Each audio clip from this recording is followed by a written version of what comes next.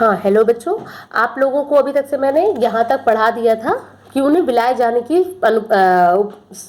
की स्वीकृति नहीं मिल पाई थी, यानी उन्हें परमिशन नहीं दिया गया था क्योंकि वो स्वस्थ नहीं थे। अब उसके आगे हम पाठ को पढ़ते हैं।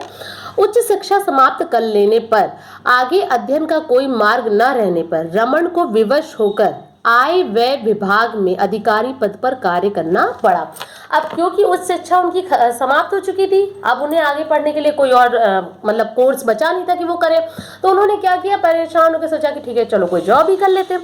तो वो इनकम टैक्स डिपार्टमेंट में एक अधिकारी के रूप में काम करने लगे थे। ठीक है, आय व्यय विभाग में नौकरी कर लेने पर भी रमन का विज्ञान प्रेम विज्ञान के क्षेत्र में कार्य करने के लिए उन्हें प्रेरित करता रहा। मतलब रमन कितना भी इनकम टैक्स डिपार्टमेंट में ऑफिसर की नौकरी कर रहे थे, लेकिन फिर भी उनको विज्ञान से इतना प्रेम था कि वो विज्ञान को छोड़ ही नहीं पा रहे थे, और इसीलिए वो हमेशा कुछ ना कुछ करते रहते थे जो कि उन्हें हमेशा विज्ञान की ओर आगे बढ़ाता रहता। उसके लिए वे कोई मार्ग ढूंढ ही रहे थे कि उन्हें कोलकाता में स्थापित इंडियन एसोसिएशन ऑफ साइंस नामक संस्था का पता लगा। कोलकाता में एक साइंस का इंडियन एसोसिएशन ऑफ साइंस नाम का एक संस्था है, एक इंस्टीट्यूशन है, उसके बारे में उन्हें पता चला। अवकाश के समय वे वैज्ञानिक प्रयोग करने लगे। जब उन्हें छुट्टी मिलती थी तो वो समय वहां जाकर वैज्ञानिक प्रयोग करने लगे। कोलकाता जाकर जब उनके अपने ऑफिस से छुट्टी हो तो वो वहां चले जाए और वहां जाकर कुछ वैज्ञानिक प्रयोग करते थे। उन दिनों कोलकाता विश्वविद्यालय में भौतिक विज्ञान के प्रोफेसर के पद के लिए कोई उपयुक्त व्यक्ति नहीं मिल रहा था। उसी समय उन्हें पता चला कि कोलकाता विश्वविद्यालय में भौतिक विज्ञान के प्रोफेसर के लिए वैकेंसी निकली है, मतलब वहां पे लेकिन कोई मिल नहीं रहा था कि कोई अच्छा प्रोफेसर मिल जाए।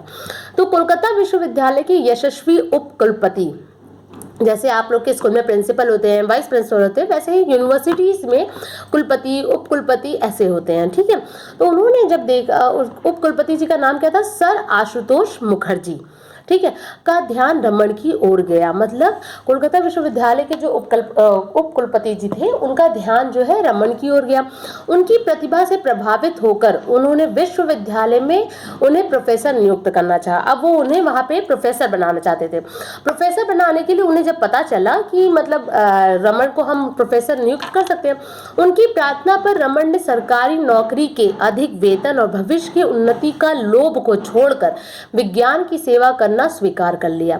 मतलब आप समझ रहे हो, वो इतनी अच्छी जगह काम कर रहे थे, इतना हाई सैलरी पा रहे थे, बहुत अच्छी सैलरी भी थी, उनकी फ्यूचर भी अच्छा सा बन सकता था, लेकिन इन सब का, लोभ का मतलब होता है लालच, इन सब का लालच को वो छोड़कर अपनी जिस चीज में उनका इंटरेस्ट था विज्ञान में, उस विज्ञान के लिए वो काम करने के लिए ये जॉब को छोड़कर इस जॉब को उन्होंने ज्वाइन कर लिया। ठीक है, इस जॉब को स्वीकार कर लिया और वे भौतिक विज्ञान के प्रोफेसर नियुक्त हो गए।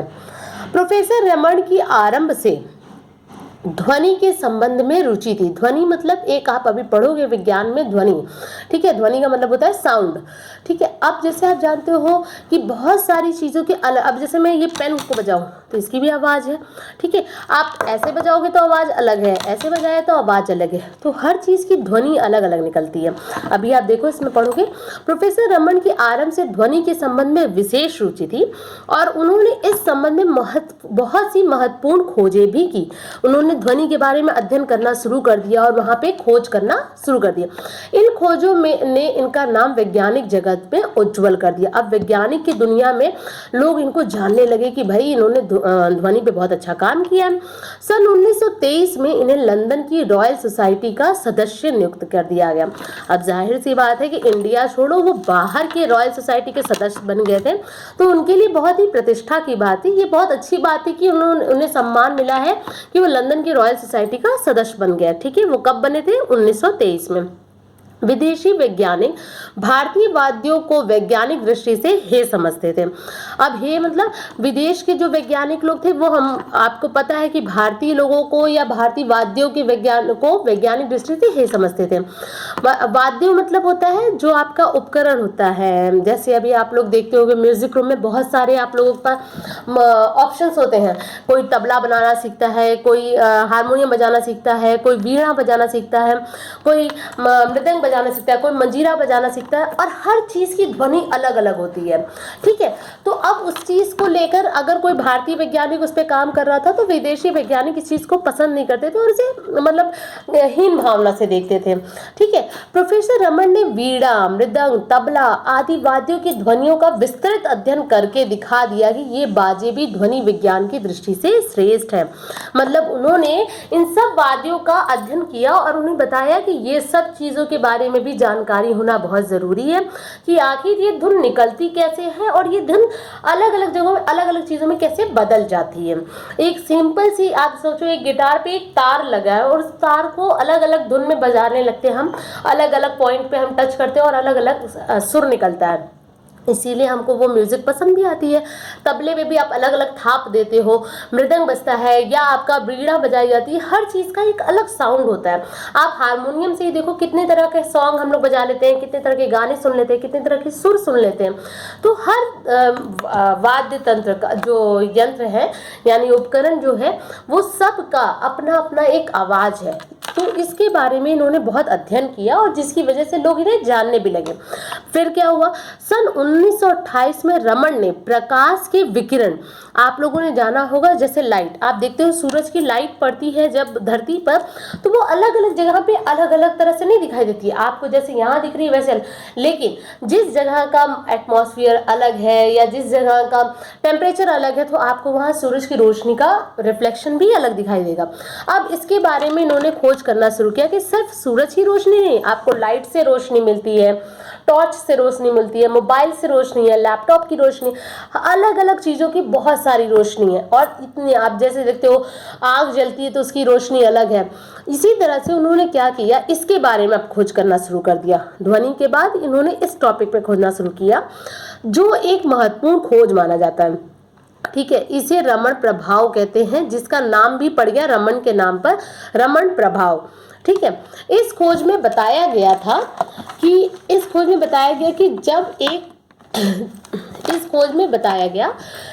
जब एक रंगी प्रकाश की किरण किसी पारदर्शक पदार्थ से गुजरती है, मतलब अब आप समझिए एक रंगी प्रकाश यानी जैसे एक सिंपल, जैसे आपकी रॉड की लाइट जल रही है, ठीक है, या आपकी बल्ब की लाइट जल रही है, वो एक ही रंग की प्रकाश है ना, पर वो अगर किसी पारदर्शक मतलब होता है जैसे ट्रांसपेरेंट को मतलब आप कह सकते हो जिसके आर पार देखा जा सके। जैसे आप शीशा है, आप कांच का ग्लास देखो, कांच के ग्लास के आप आर पार देख सकते हो। ठीक है, तो उसी तरह से पारदर्शक पदार्थ में से गुजरती है तब उस किरण का कुछ भाग रास्ते में फैल जाता है।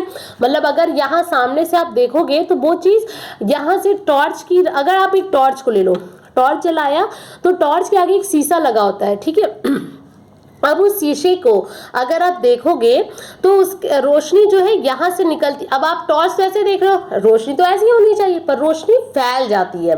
ठीक है, पूरे आप देखोगे उसको जितना फैलते हुए देखोगे, कुछ भाग रास्ते में फैल जाता है, इस कारण यह दूसरा रंग प्रारंभिक रंग से भिन्न हो जाता है। मतलब जो टॉर्च की रोशनी रियल में थी उस रंग से ये रंग भिन्न हो जाता है।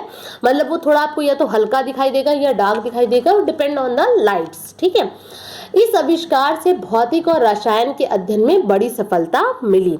मतलब ये जो आविष्कार उन्होंने किया था, आई थिंक आप लोग इस आविष्कार को मैंने समझाया भी है और आप लोग को भी समझा भी रही हूँ। जैसे आप सिंपली एक चीज समझो कि आपने कोई टॉर्च जलाया, मान लीजिए कि आपने कोई टॉर्च जलाया और टॉर्च को जैसे ही देखा कि टॉर्च के सामने से ग्लास जैसा कुछ है ना, और उसमें वहाँ पे जब जैसे ही टॉर्च ऑन किया आपने, just imagine this is a torch, और इसके बाद जैसे ही आपने टॉर्च को ऑन किया, यहाँ जो ग्लास लगा हुआ है टॉर्च का शीशा जिसे आप लोग कहते हो शीशा, ठीक है, वो शीशा लगा तो वहां से रोशनी जैसे ही बाहर की ओर निकलेगी तो वो फैल जाएगी। लेकिन जिस रंग का टॉर्च के अंदर बल्ब लगा है, या तो उससे थोड़ा सा हल्का लाइट पड़ेगा या जैसे आपको डार्क, जैसे जैसे आप उसको देखेंगे दूर करते जाएंगे आप टॉर्च को ऐसे पीछे पीछे, तो वो रोशनी और फैलती जाएगी वो एक जगह पे, और जैसे आप पास लाते जाओगे तो रोशनी एक जगह पे एकत्रित होकर एक सेंटर पॉइंट पे आ जाएगी। ठीक है, आप कभी ये प्रैक्टिस घर पे करना, आपको ये दिखाई देगा कि इस तरह से रोशनी में परिवर्तन दिखाई दिया। तो इन्होंने ये सबसे बड़ी खोज की थी जिसके बारे में किसी ने सोचा नहीं, और इन्होंने ये बताया कि जब भी कोई एक रंग की प्रकाश की किरण किसी पारदर्शक पदार्थ यानी किसी मतलब आर पार जिसके देखा जा सके उसके ट्रांसपेरेंट चीज से गुजरती है तो तब उस किरण का कुछ भाग रास्ते में फैल जाता है। इस कारण यह दूसरा रंग प्रारंभिक रंग से भिन्न हो जाता है। ठीक है, इस आविष्कार से भौतिक और रसायन के अध्ययन में बड़ी सफलता मिली है। रमन प्रभाव की खोज करने पर वे नोबेल पुरस्कार से पुरस्कृत भी किए गए, मतलब उन्हें नोबेल पुरस्कार भी दिया गया इसी चीज के लिए कि इन्होंने इतनी बड़ी खोज की थी, जिसका नाम भी पड़ा था रमन प्रभाव। चंद्रशेखर वेंकट रमन को नोबेल पुरस्कार प्रदान करने की घोषणा समाचार पत्रों में प्रकाशित होने पर प्रत्येक भारतीय का मस्तक गौरव से ऊंचा हो गया।